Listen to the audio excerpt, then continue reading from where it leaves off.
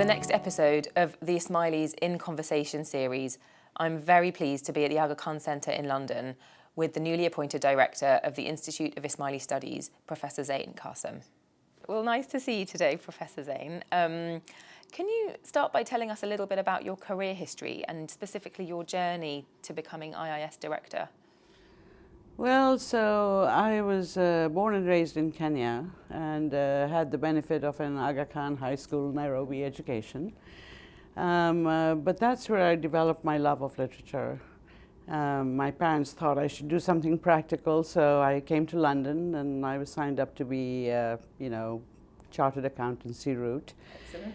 And then they got their visas for Canada. So I accompanied them there. And of course, there you go to university, and I signed up for every English literature course that I could. That eventually led me to ask the question when I missed a line from Sylvia Plath, "Through a glass darkly." Not understanding what it meant, I went to my professor who said, "Well, that's a line from the Bible."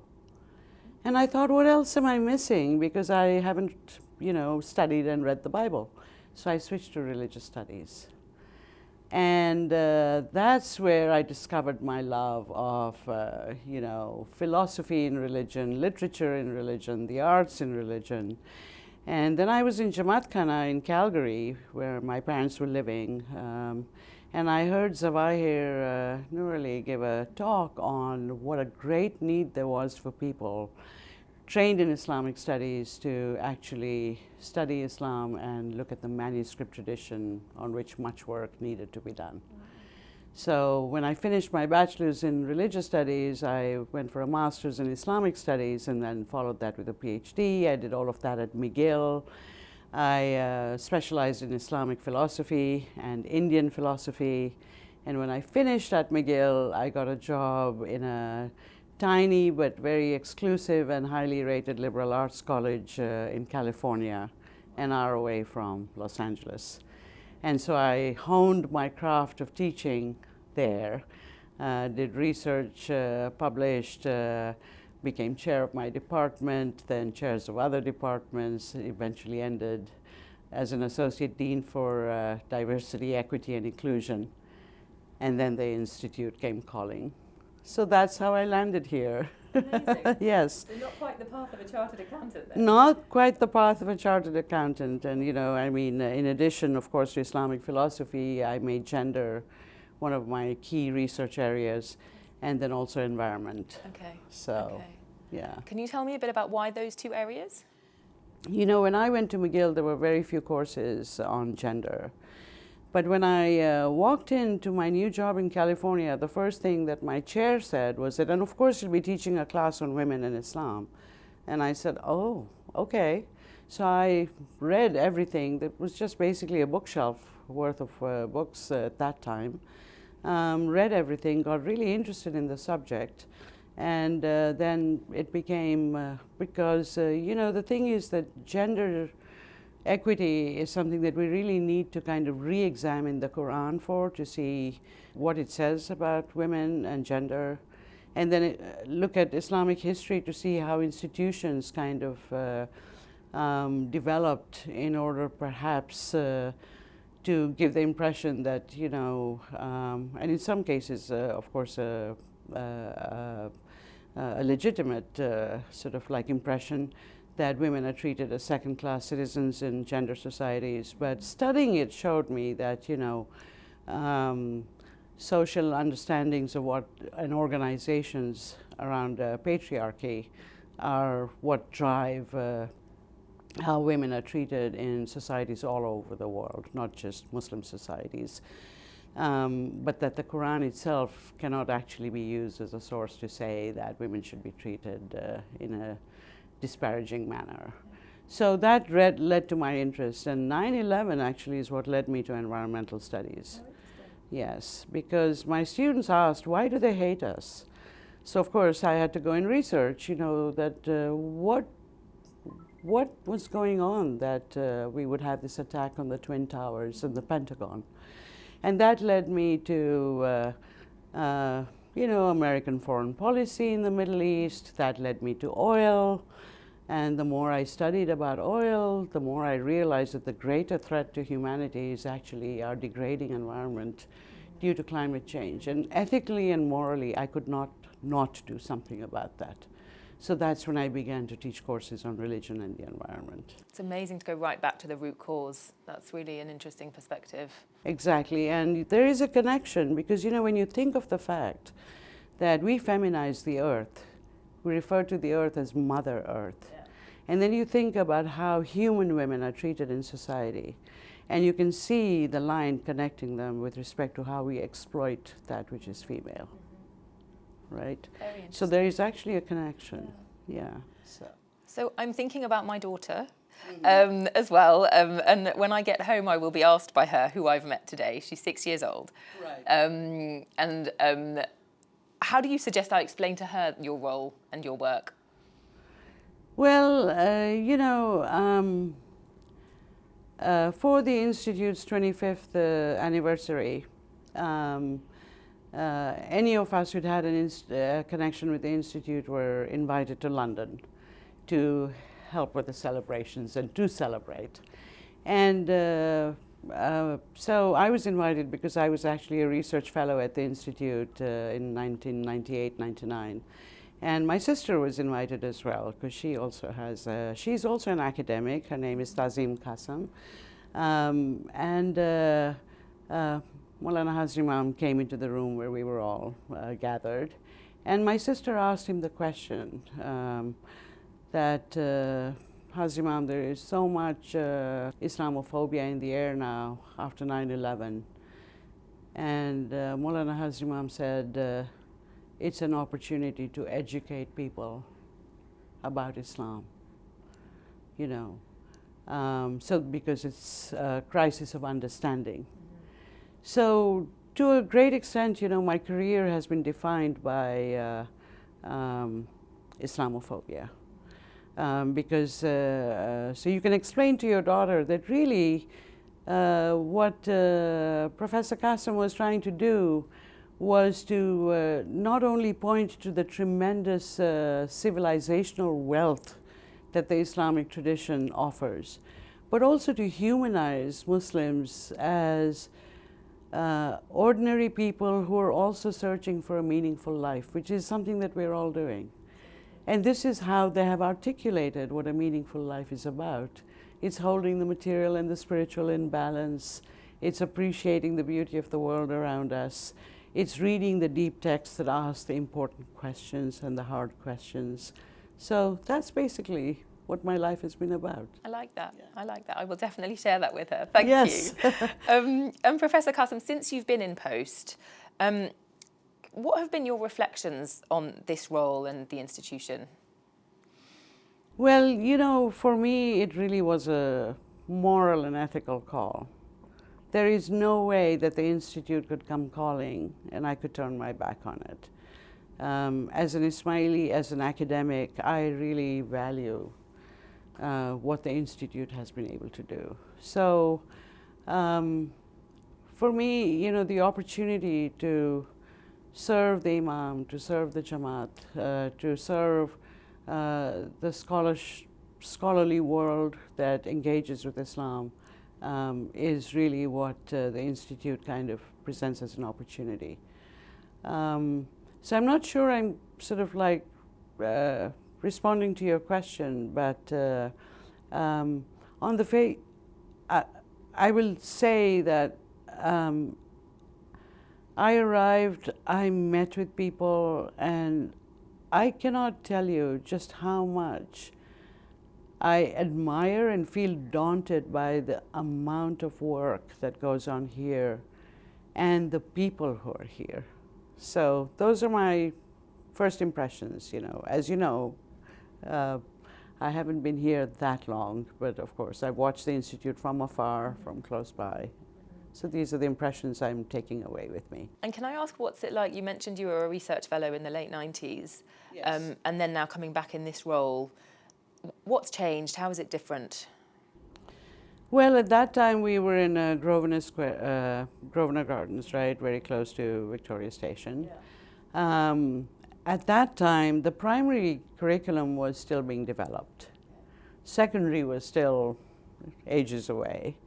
A small band of researchers, 4 or 5 members on the board of governors. So it was a small institution. Dr. Daftari was there. Azim Nanji had just joined as director. And of course, he went to McGill as well, so it was lovely to see him there. So it was still kind of working up to, by then it had been in existence for about 20 years, 2 decades, and it was developing, its scholarly program with respect to how to kind of marshal academic methods to place Ismaili studies firmly on the map by actually doing research on the history, the thought, the texts of Ismailism, because that was something that was sorely lacking within the field of Islamic studies. I mean, of course, you had the great scholars, like Henri Corbin, for example, Ivanov, we know that, Samuel Stern, and others who had worked on Ismaili studies, but not to the extent that the Institute was able to do with all its intellectual and textual resources. And going back a step further, Maulana Hazar Imam established the Institute 45 years ago. And you've touched on this a little bit, but just if you could talk a little bit more about what you think inspired Maulana Hazar Imam to set up the Institute at that time. Well, it's kind of really amazing that Maulana Hazar Imam had the vision, where he was able to see clearly that we didn't have enough research on Ismailism in order to be able to talk confidently about our history, our thought, our beliefs, and that the scholarly world also would just simply keep reproducing the assassin legend unless there was kind of evidence to show that Ismailis have always interacted with other Muslims. They consider themselves fully Muslim. They draw upon the Quran, they draw upon the tafsir, they draw upon the hadith in order to formulate who they are. They are simply one among many differing interpretations of what it means to be Muslims, but they're firmly grounded in that tradition. So it's not like they're a different, separate tradition at all. There's that illustrious political phase, which was difficult, the whole Fatimid Empire, but it also was very invested in scholarship. Ours is an intellectual tradition, so to give it a firm grounding, because scholarship is where so much rests, because then you're able to actually articulate your faith and who we are in ways that are supported by evidence, right? Yeah. So that was really one thing that he had. The other thing was that Hazar Imam felt that, in addition to contributing to a greater understanding of Islam and Ismailism, he also wanted it placed within the larger humanistic tradition of what humans aspire to. And so that it would be a bridge building exercise between Ismailis, Ismailis and other Muslims, Muslims and peoples of other faith, and all of these with people whether you're secular or not secular. So, so that was the thing, that he really did see this as a bridging exercise. The other thing is that he wanted people working or having connections with Islamic aid societies to actually be informed about, what principles of faith are and ethical principles are, and what diversity in the Islamic world is. So I think in the end he was hoping that leadership in those societies would come from a place of being well grounded in knowledge about Islam and Muslims, right? Absolutely. Yeah. And 45 years on, how do you think the IIS has matched up to Hazar Imam's aspirations? Well, I mean, Hazar Imam had a very long vision. It will take us several lifetimes to kind of actualize that vision. But certainly, when you think about the fact of how many of the publications that the Institute has produced are actually showing up in university classrooms, right, or people are using portions of them, there is a much more kind of robust literature available now, where you can actually talk about Ismailism from a confident perspective, you know, where there are historical issues that you can research and discuss further. So I think it certainly made its inroads into the scholarly world, which is, you know, one of the objectives, that to have research on Ismailism available. Where it has now got to, it has also developed a secondary curriculum. The primary curriculum, as I mentioned, you know, was developed about 30 years ago. So that is clearly in need of re-examining, revisioning, re-articulating. So I hope to begin some of that work soon. We still have a couple more years of the secondary curriculum left. But the secondary curriculum, you know, has actually, I think, really presents to students, to Ismaili students, but to others as well who use our curriculum, you know, the place of, well, what Islam is as a civilization. So we need to do more on that. And then a third area is, of course, you know, what are the Jamaat's needs for knowledge? And we do a lot in that area, but as society changes, as the world changes, as migrations, you know, from one part of the world increase, which, as we know, in the last century and this century already, we've seen massive migrations, not always for good reasons, you know, for circumstances. So needs change. So also talking to ITREBs and people on the ground with respect to what are the emerging needs, what are the changing needs, and how can the Institute play a role in fulfilling those. And just following up on that third point, the books that the IIS publishes are often described as too academic for many members of the Jamaat. Mm-hmm. How do you feel about that and the positioning of the IIS from that perspective? Well, I think we needed a firm intellectual foundation, you know, because otherwise you could become prey to brainwashing. Evidence-based scholarship is really, really essential, both for the academy as well as for intelligent or, you know, well-educated people in the Jamaat who are not specialists in religious studies or Islamic studies. So that means that the books are there should they want to refer to them. So I think because the Institute wanted to establish that strong intellectual foundation, it has actually not walked away from its mandate. That said, what could we do to translate those books into language that would be more meaningful to the Jamaat, so that, you know, a relatively educated person could pick up one of those books but read it in language that would be accessible to them. So this is where, you know, the Institute decided to create the Accessible series, the World of Islam series, the Living Ismaili Tradition series, and work is slow but steady on those. So that's just one way of kind of translating that body of literature. But I also feel that we need to create different literature that is right from the get-go going to be accessible. Thank you, that's really helpful. Can you share a little bit about the various educational programs on offer to the Jamaat and how they are different to each other, particularly thinking also about the student experience? Right. Let me start with the second one first. Mm-hmm. The student experience, primarily, you know, we experience with the graduate program in Islamic Humanities, the GPISH program, and the secondary teacher education program, which we call the STEP program, yeah, which is where about 70 to 80 students come to the Institute every year and will participate in one of those two programs and emerge with a master's degree as well as a postgraduate diploma in education. So, students come from all over the world, and so their experiences, of course, they have to deal with the dislocation into a, possibly different cultural environment.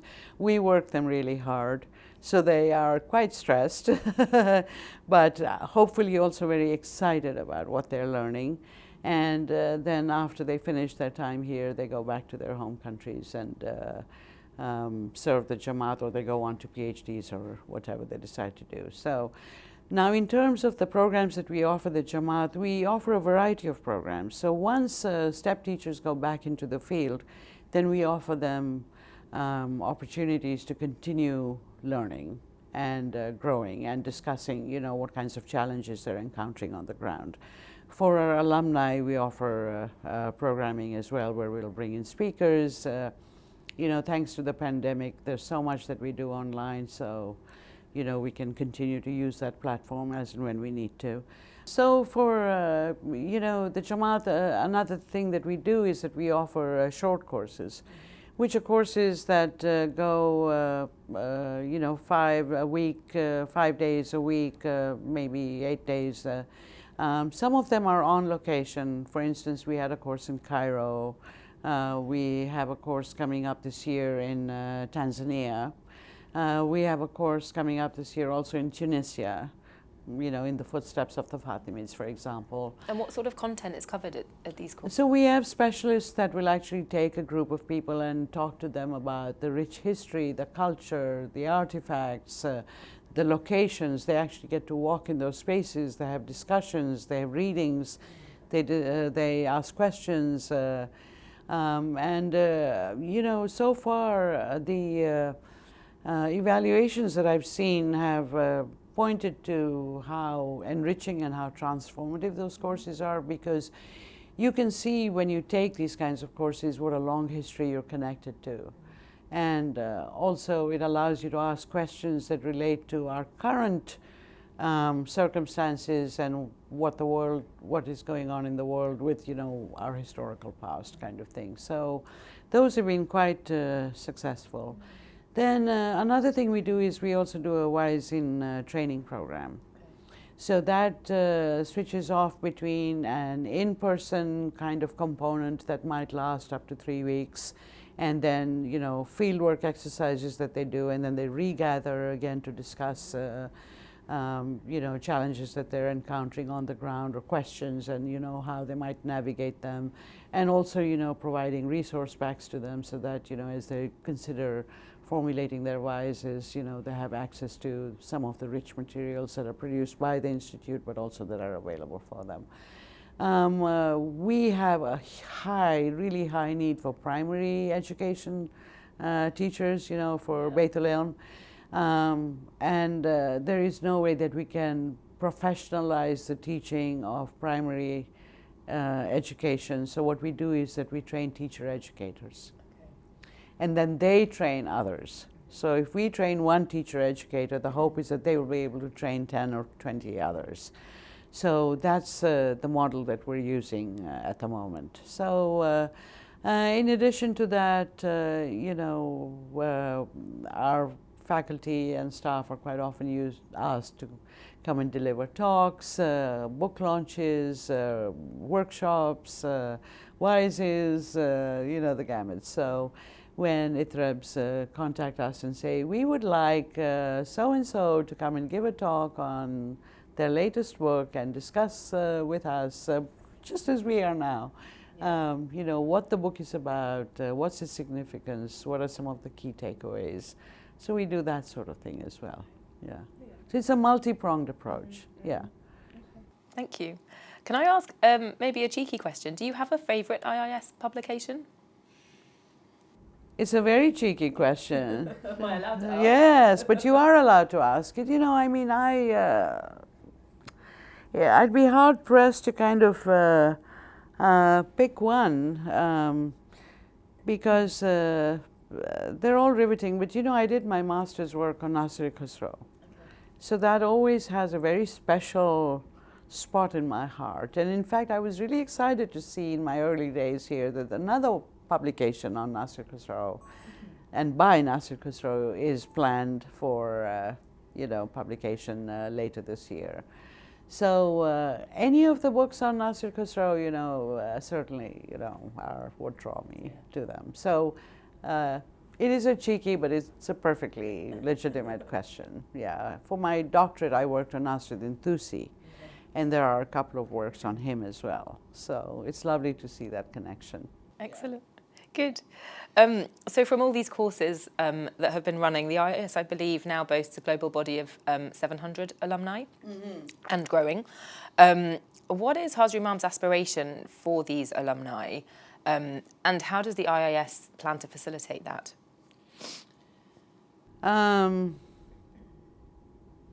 That's a question that I myself have been sort of like thinking about, because I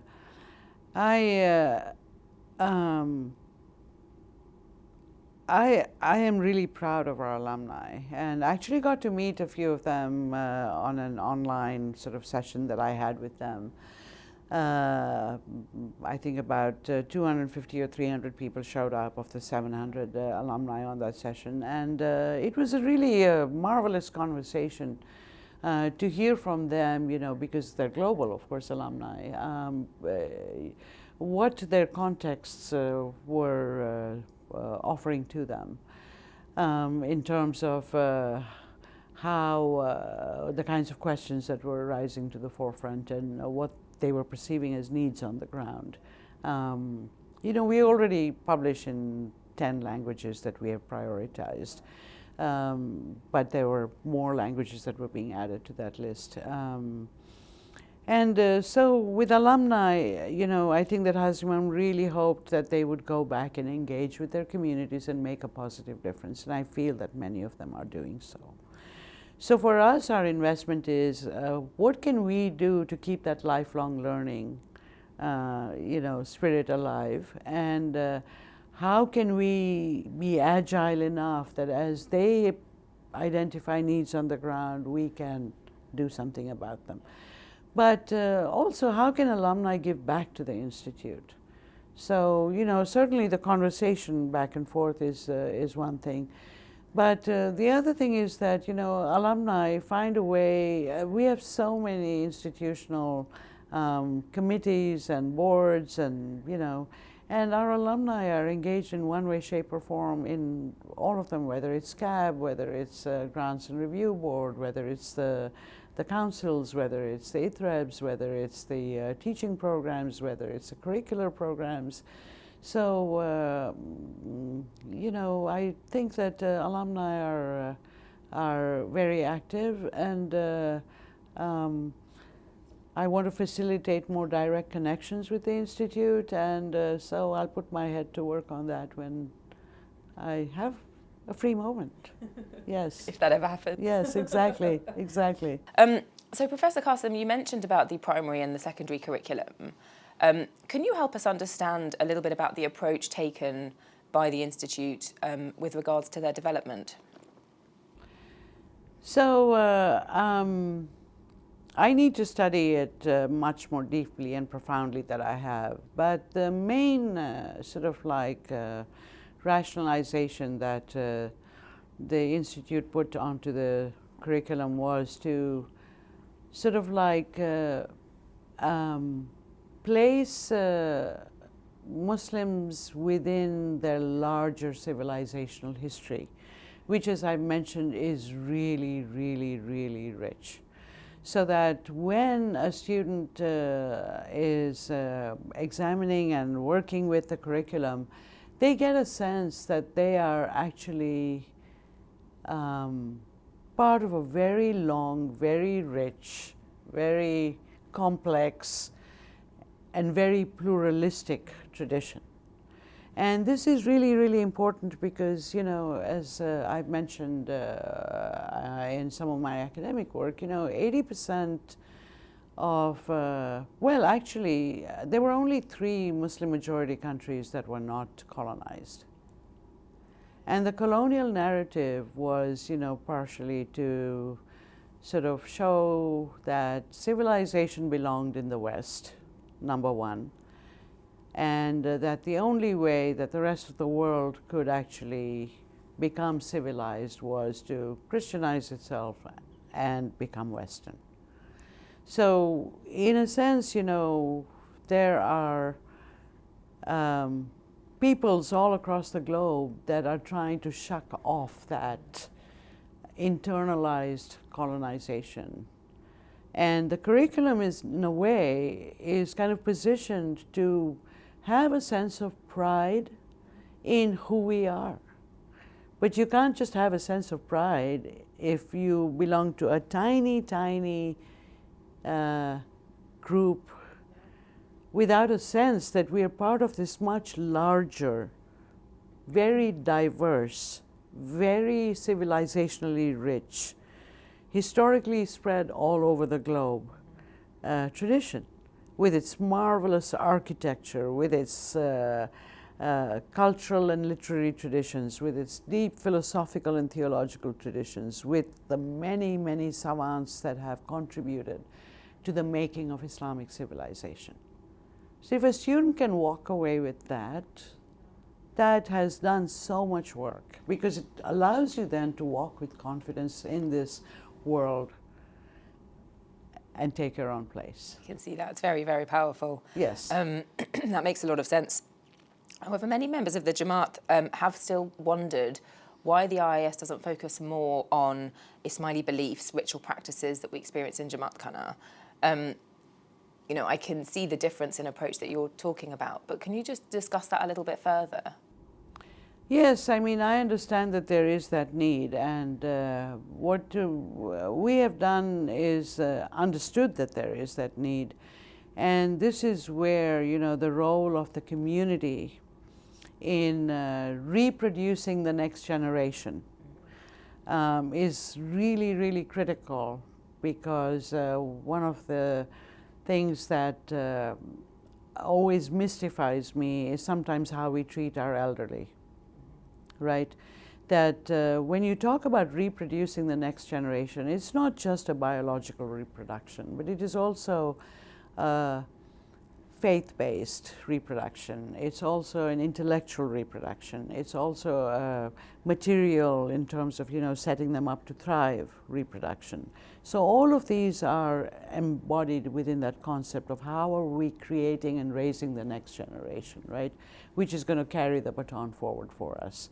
So a lot of that transmission of our faith, our love for the faith, the feeling that we get when we're in Jamaat Khana, when we listen to a beautifully recited Ginan or Qasida, and then understand its meaning, is actually happening, you know, in the lap of your grandmother as you walk with your grandfather, right? And so this is where I think that care of the elderly, because they play such a pivotal role, because parents are so busy rushing about, but parents are also modeling ethical beliefs for their children. A lot of that is not stuff that you can actually put down on paper and put in a curriculum. That is the lived kind of expression of love and adherence and practice of the faith that is that invisible but ever-present aspect of our lives growing up. Does that make sense? It does, absolutely. Yeah, you're so right. I'm thinking again of the experience of singing Ginans with my grandparents as well. It does make a lot of sense. That's exactly it. You know, last year my dad, Huzur Mukhi Rahim Count Qasim Jivraj, passed away. And from all over the world came, you know, felicitations and congratulations as well as condolences, because people, despite the grief, were remembering the amazing way in which he sang Ginans and inspired generations. But this was the thing, that when Dad recited a Ginan, he transported you to a spiritual space where the teachings that are contained in the Ginans were made meaningful to you as you listened to that glorious voice kind of articulating them. And he would always say, when people came up to compliment him, he would say, "I karaito, I bolaito," you know. That stays with the grandchildren. You know, my children, my brother's children, that's what they remember about my dad, along with his joyous spirit. So, yeah, Yeah. Thank you for sharing. It's very powerful. Now, that's not to say that we shouldn't do more. So we will find ways to do it, you know. But, yeah. And as we look to the future, Professor Kassam, what are your hopes and aspirations of the future of the IIS if we think maybe 3-5 years and then maybe 10 years? That's a really tough question for me because, you know, there is so much that I see that I would love to be able to actualize while I'm here. You know, we have a very robust, and I'm really proud of this, manuscript collection. And, you know, the Ismaili Special Collections Unit is also now seeing the importance of our oral histories, especially as, you know, generations pass away. And we want to capture their experiences. So there is so much work to be done in terms of cataloging manuscripts, studying them, providing critical editions of them, translating them so that the Jamaat can benefit, the scholarly world can benefit. There is the project of actually going around the world and recording people and asking them who they are, what motivates them, what beliefs have guided their lives, what challenges they've encountered, what their experiences have been. We'd like to write that down. Material artifacts. We have the Islamic Heritage Project that is mapping Ismaili-related sites all over the world. So, you know, they're going to different parts of the world, taking photographs, mapping the site. I want to see the stories around those sites. There's the arts and culture section of the secondary curriculum that we'll be beginning work on next. And so I want to work with the Aga Khan Museum. I want to work with the, you know, MIT's archives so that we can get those artistic and other sort of things inbred with, you know, the fact that, you know, the many, many ways in which calligraphy, for example, has animated and become part of a Muslim's life, right? The beauty in the world is actually expressed in our artistic traditions, whether they're music, whether they're, you know, on paper, ink, or etc. Hip hop, for instance, right, is also an artistic form, as is fabric, you know, embroidery. So all of that, bringing that richly alive, you know. Another thing I want to do is, of course, you know, produce accessible things for the Jamaat with respect to blogs, podcasts, videos, interviews with scholars. So the list is long. So in 5 years, I don't know how much of this will have been brought to fruition, but that's the journey we're beginning. Sounds like you'll be busy. Yes. Yes, exactly. Yeah, yeah. Great. I look forward to it. Yeah. A slightly more personal question, if I may, Professor Kassam. What is it like being a member of the Jamaat and also serving the Imamate institutions at this senior level? Well, you know, there's a long tradition of service to the Imam in my family. My grandfather, Count Kassam Jivraj, in Kenya, was very prominent in the Diamond Jubilee, for instance, when Maulana Sultan Muhammad Shah was weighed against diamonds. So, you know, the family culture has always been love for the Imam and service to the Imam. So, one of the things that, you know, has always struck me when I was studying Nasir Khusro said that human beings have a knowledge-seeking soul. So for me, my academic and intellectual training is in no way oppositional to my faith and my search for meaning and for my actualization of inner illumination within myself, which comes through practice of the faith, right? So for me, the two are very closely interlinked and actually bring home when Hazimam says, you know, keep the material and the spiritual in balance. So that's how I thread it together and have all my life. Amazing. Yeah. That's really inspiring. I really like that quote that humans have a knowledge-seeking soul. I'll remember that one. That's lovely. Can you share any personal experiences that you may have had with Maulana Hazar Imam or members of the Noorani family? Well, I have only met Hazar Imam apart from Didar in Jamaat Khana, but outside Jamaat Khana 3 times. Once was when he came to the Institute of Islamic Studies at McGill University, when the Institute of Ismaili Studies established a memorandum with the Institute of Islamic Studies at McGill to send students across. So Hazar Imam came to visit then, and so I was among the group of students. I was doing my master's degree at the time, who got to meet him. And even then, his message was very clear: help people understand what Islam and Ismailism is about. The second time I met him was when I was at the Institute as a research fellow, which is, by the way, when I taught the first ever course that was offered on gender in Islam.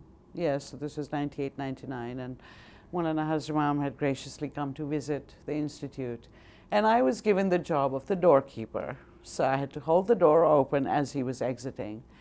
And it was such a powerful experience for me, because he came to the door and he was about to walk through it, and he stopped right in front of me, pivoted, and then just held my gaze for what seemed like an eternity. And I have no words to describe just having that sense of standing in front of a presence that was so vast that I cannot actually articulate it. And then the third experience was when I stood with my sister in that group of people, and my sister asked him that question. And the thoughtfulness and the seriousness with which the thoughtfulness with which he answered the question, but the seriousness with which he considered the question. So this was something that, your love for the Imam just overflows. There's no other way that I can express it. And then, of course, when Dr. Daftari retired, we had an event in his honor, and Prince Rahim graciously came to that ceremony. And so I got to meet Prince Rahim, and that was just such a, what can I say? Mubaraki. Yeah. Thank you so much for sharing. That was, very personal experiences, but very much appreciated. Thank you. Yes, thank you. And I mean, thank you for this conversation, Professor Kassam. I've learnt so much by hearing your, your history and how you've got to where you are, and some of the thinking behind a lot of the work of the Institute. So thank you very much. You're very welcome. I count on your prayers. Yes, thank you.